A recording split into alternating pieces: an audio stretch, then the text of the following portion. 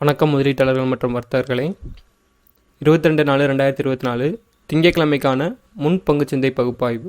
அதாவது stock market தொடங்குறதுக்கு முன்னாடி நம்மளுக்கு ஃப்ரைடே என்ன நடந்திருக்கு, இன்றைக்கான நம்மளோட அனலைஸ் என்ன அப்படிங்கிறத ஜஸ்ட் நம்மளோட வியூவில் செக் பண்ணிக்குவோம்.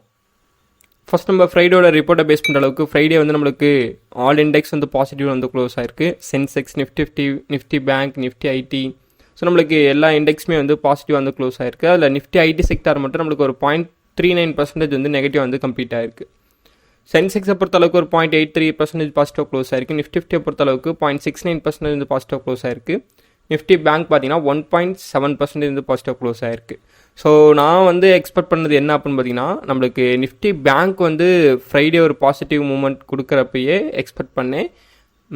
ஹெச்டிஎஃப்சி பேங்க்கோட குவார்டர் ஏர்னிங் 4 ரிசல்ட் நம்மளுக்கு எஸ்டர்டே கிடச்சி, சரிங்களா. அதாவது சண்டே பப்ளிஷ் பண்ணாங்க. ஸோ இதை பேஸ் பண்ணி நம்மளுக்கு ஒரு நல்ல ஒரு ரிசல்ட் கிடைக்கிறதுக்கான பாசிபிலிட்டிஸ் இருக்குது அப்படின்னும். ஸோ நம்ம டெலகிராமில் கூட மென்ஷன் பண்ணியிருந்தோம். என்ன மென்ஷன் பண்ணியிருந்தோம்னா, ஓவராலாக நாட் குட் அப்படின்னு மென்ஷன் பண்ணியிருந்தோம். பட் இந்த ஹெச்டிஎஃப்சி பேங்க்கோட ஏர்னிங் ரிசல்ட்டை பேஸ் பண்ணுற அளவுக்கு நம்மளுக்கு சில கிரிட்டேரியாஸை பேஸ் பண்ணுற அளவுக்கு என்ன கிடச்சிருக்கு அப்படின்னா, நெட் ப்ராஃபிட் ஒரு 0.9% இன்க்ரீஸ் ஆகிருக்கு. ஸோ இது ஒன் ஆஃப் த நம்மளுக்கு பாசிட்டிவாக இருக்குது. பட் நெட் ப்ராஃபிட்டோட போல் எவ்வளோ இருந்துச்சு அப்படின்னு பார்த்தீங்கன்னா 18,350 கோடி வரும் அப்படிங்கிறத எக்ஸ்பெக்டேஷனோட போலாக இருந்துச்சு. பட் வந்திருக்கிறது பார்த்தீங்கன்னா 16,511 கோடி வந்திருக்கு, சரிங்களா.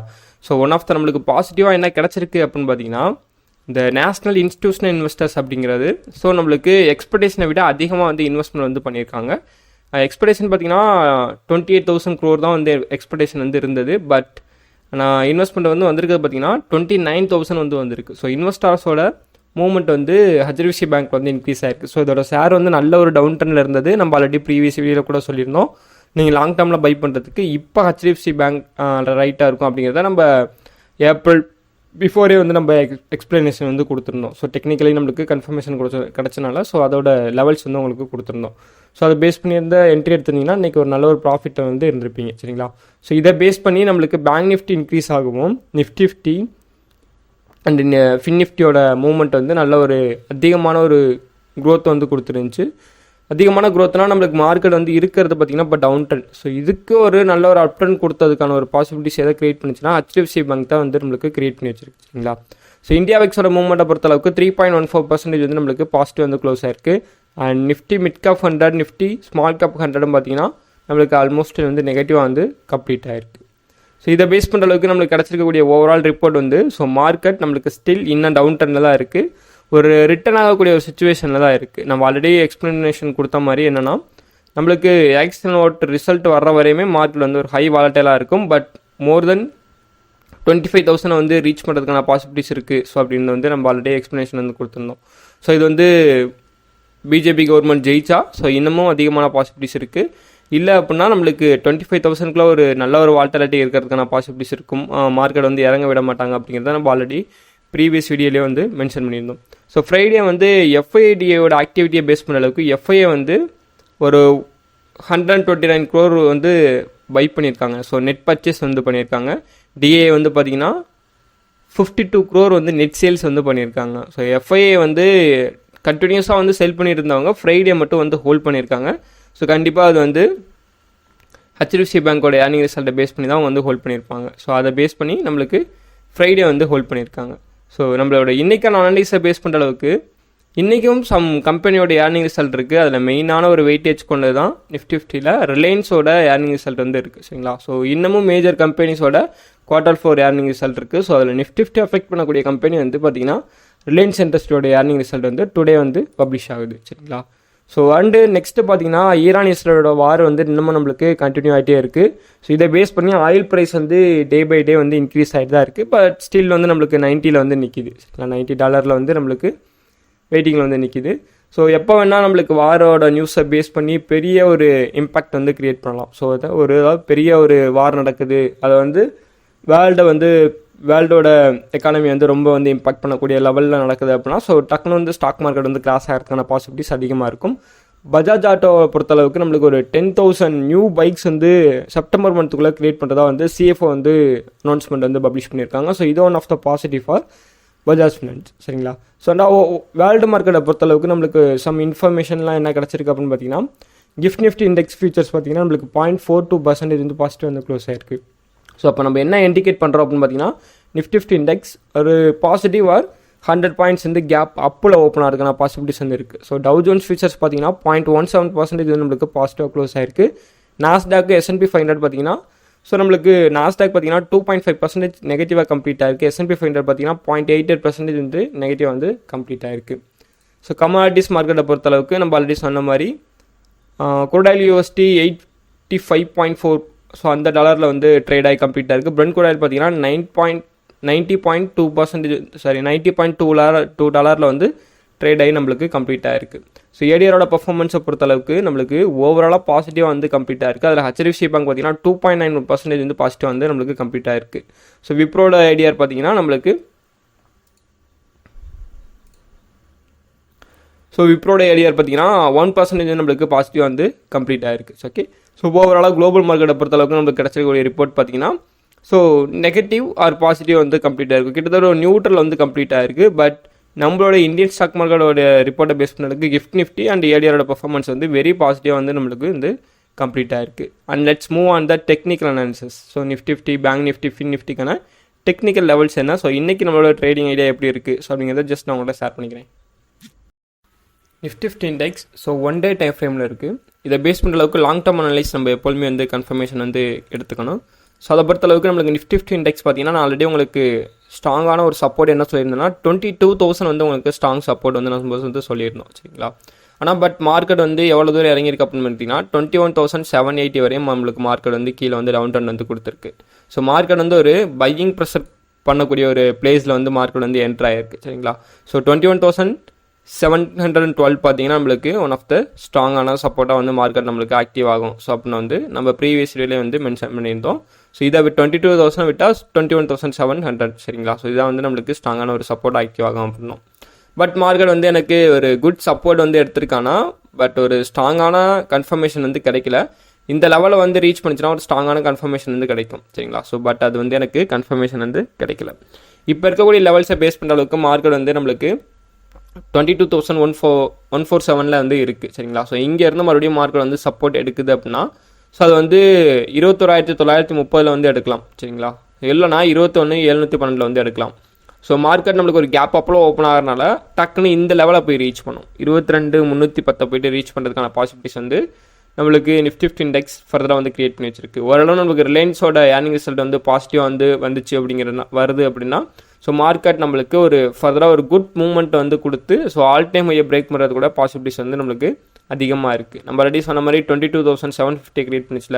ஸோ மார்க்கெட் இப்போ நம்மளுக்கு ரிலையன்ஸோட ஏர்னிங் ரிசல்ட்டு பாசிட்டிவாக வருது அப்படின்னா ஸோ HDFC பேங்க், ரிலையன்ஸ் ரெண்டும் நம்மளுக்கு தூக்கிட்டு போய் ஆல் டைம் ஹையை பிரேக் பண்ணி 23,040 வந்து நம்மளுக்கு ரீச் பண்ணுறதுக்கான பாசிபிலிட்டிஸ் வந்து நம்மளுக்கு நிஃப்டி இண்டெக்ஸ் அதிகமான வந்து ட்ரெண்டை வந்து கிரியேட் பண்ணி வச்சிருக்கு.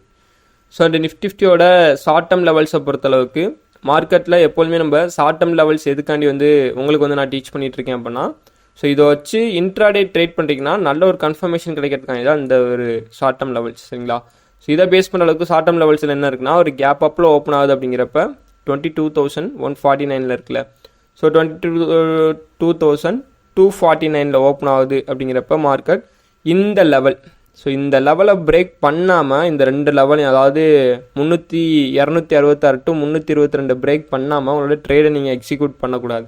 ஸோ இங்கே டச் அப் கிடத்து உங்களுக்கு ஒரு டவுன் ட்ரெண்டில் ஒரு பிரேக் அவுட் கன்ஃபர்மேஷன் கிடச்சி கீழே விழுகுது அப்படிங்கிறப்ப தாராளமாக இந்த டேவோட ஹை அதாவது 22,177 மறுபடியும் 22,000 வரையும் நம்மளோட டார்கெட்டை வந்து புக் பண்ணலாம் சரிங்களா. ஸோ அதாவது ஒரு புட் ஆப்ஷன் ட்ரேட் வந்து எடுக்கலாம். ஸோ இங்கேருந்து மார்க்கெட் அகைன் அப் ட்ரெண்ட் போகுது அப்படிங்கிறப்ப நம்மளோட நெக்ஸ்ட் ரெசிஸ்டன்ஸான 22,400 பிரேக் பண்ணி sorry for the interruption. So 22,475 break பண்ணி ஸோ ஃபர்தராக வந்து மார்க்கெட் வந்து ஆல் டைம் ஹையை பிரேக் பண்ண மூவ் ஆகிறதுக்கான பாசிபிலிட்டிஸ் வந்து நிஃப்டி இண்டெக்ஸ் நம்மளுக்கு கிரியேட் பண்ணி வச்சிருக்கு. ஸோ இன்றைக்கி வந்து பார்த்தீங்கன்னா மிட் கேப் நிஃப்டி ஸோ அந்த பேங்க் டேக்ஸோட expiry day. Okay, so bank நிஃப்டியோட லாங் டேர்ம் லெவலில் பேஸ் பண்ணுற அளவுக்கு பேங்க் நிஃப்டி ஸ்ட்ராங்கான ஒரு புல்லிஷ் கண்டியில் வந்து நம்மளுக்கு ஃப்ரைடே வந்து கன்ஃபர்மேஷன் வந்து கொடுத்துருக்கு. ஸோ இது வந்து HDFC பேங்க்கோட க்ரோத்தை பேஸ் பண்ணி தான் இருக்குது சரிங்களா. ஸோ HDFC பேங்க்கோட க்ரோத் நல்லா இருக்குது. பட் இன்னும் சில கம்பெனிஸோட ஏர்னிங் ரிசல்ட் வந்து திஸ் வீக் வந்து பப்ளிஷ் ஆக இருக்குது பேங்கிங் செக்டரில். அதை பேஸ் பண்ணி நல்ல ஒரு க்ரோத் தரத்துக்கான பாசிபிலிட்டிஸ் வந்து பேங்க் நிஃப்டி இண்டெக்ஸ் நம்மளுக்கு இருக்குது. இப்போ இருக்கக்கூடியது பார்த்திங்கன்னா நம்மளுக்கு 47,713 வந்து ஒன் ஆஃப் த ரெசிஸ்டன்ஸ் சரிங்களா. ஸோ அதை பேஸ் பண்ணி தான் மார்க்கெட் வந்து மூவ் ஆகிட்டுருக்கு. ஸோ அதை பிரேக் பண்ணிடுச்சு அப்படிங்கிறப்ப 48,680 அடுத்த லெவல் ரெசிஸ்டன்ஸ். ஸோ அதை பிரேக் பண்ணோம் அப்படிங்கிற கன்ஃபர்மேஷன் இன்னும் நம்மளுக்கு முழுசாக வந்தே கிடைக்கல. ஸோ ஒன்ஸ் அதை பிரேக் பண்ணிச்சுன்னா நம்மளுக்கு ஆல் டைம் ஹையை பிரேக் பண்ணுறதுக்கான பாசிபிலிட்டிஸ் அதிகமாக இருக்குது சரிங்களா.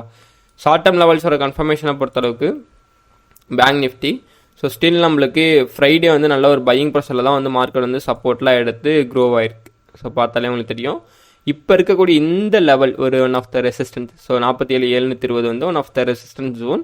இதை பிரேக் பண்ணிவிட்டு நம்மளுக்கு வருது அப்படிங்கிறப்ப நம்ம ஒரு ட்ரேடை எக்ஸிக்யூட் பண்ணுறோம்னா 47,800க்கு மேலே தான் நம்மளோட ட்ரேடே வந்து நம்ம எக்ஸிக்யூட் பண்ண பார்க்கணும். ஸோ டார்கெட்டாக வந்து 48,120 வந்து நம்மளோட டார்கெட்டாக வந்து ஃபிக்ஸ் பண்ணலாம். ஸோ அதை பிரேக் பண்ணிச்சுன்னா நம்ம இந்த லெவல் 48,400 to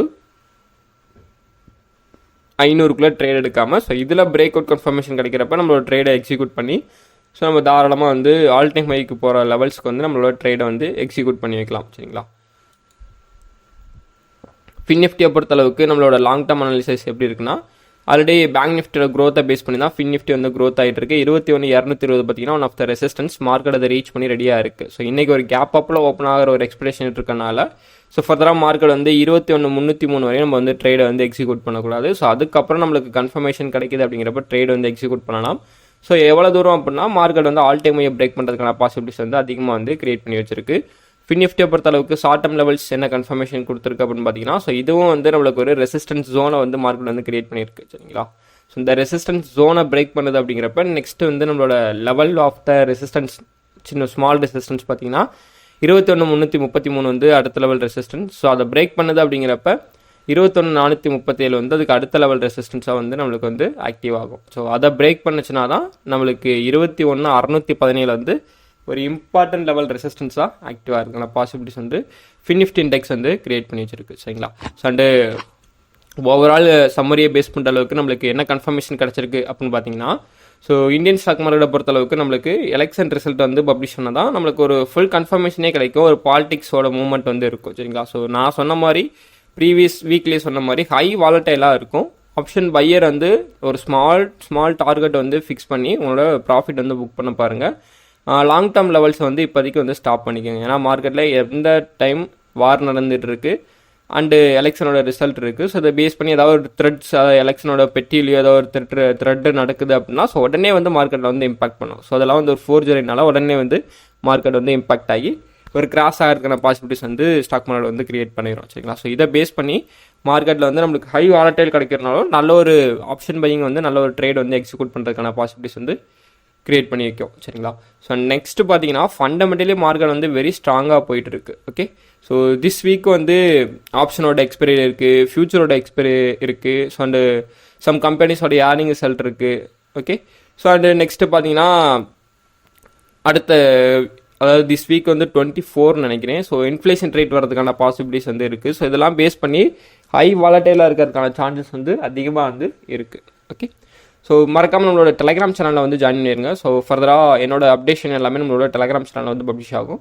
ஸோ கீழே வந்து டிஸ்கிரிப்ஷனில் வந்து லிங்க் வந்து இருக்குது. ஸோ அதில் வந்து மறக்காமல் வந்து ஜாயின் பண்ணிடுங்க. Okay so this video full and fully education purpose only. So I am not a SEBI registered advisor.